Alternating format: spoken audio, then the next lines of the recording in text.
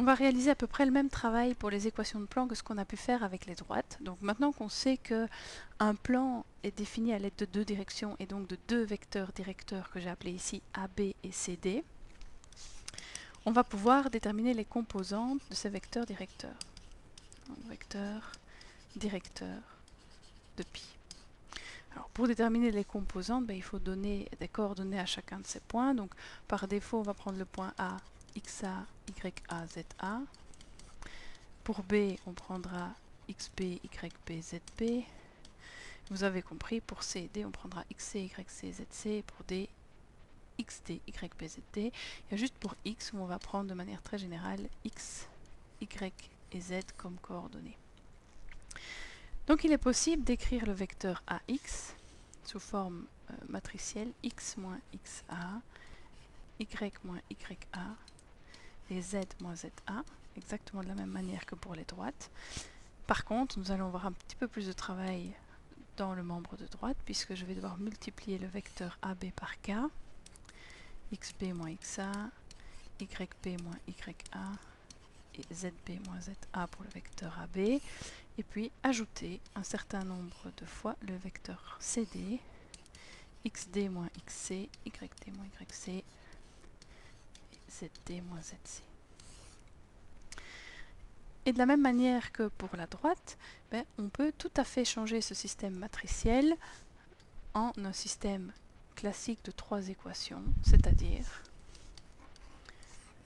que x moins xa est égal à k fois xb moins xa plus h fois xd moins xc. On fait la même chose en y.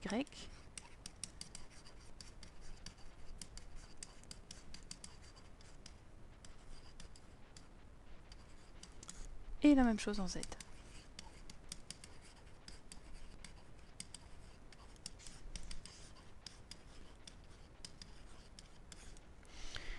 Et puis pour arriver à une forme paramétrique qui ressemble très fort à celle des droites, il reste une petite chose à faire. Si au lieu de soustraire les coordonnées du point A dans le membre de gauche, nous les ajoutons de part et d'autre, nous arrivons à un système paramétrique qui nous rappelle fort le système paramétrique des droites, du style xa plus k fois la composante en x du vecteur AB, plus h fois la composante en x du vecteur CD. Même chose pour y.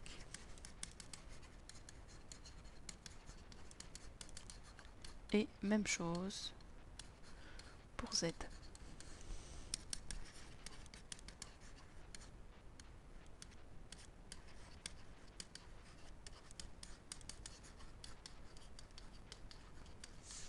Donc les équations paramétriques peuvent s'écrire très facilement si on repère qu'à la verticale, on retrouve les coordonnées d'un point, dans ce cas-ci le point A, mais j'aurais très bien pu prendre le point B, le point C ou le point D, plus un certain nombre de fois les composantes du vecteur AB pour aller dans une direction, et puis un certain nombre de fois, dans ce cas-ci H, les composantes du vecteur CD.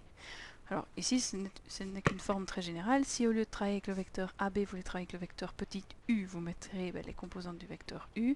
Si vous voulez travailler avec un vecteur v, vous appellerez les composantes xv, yv et zv. Ça ne change pas grand-chose, ce n'est jamais qu'une question de lettres.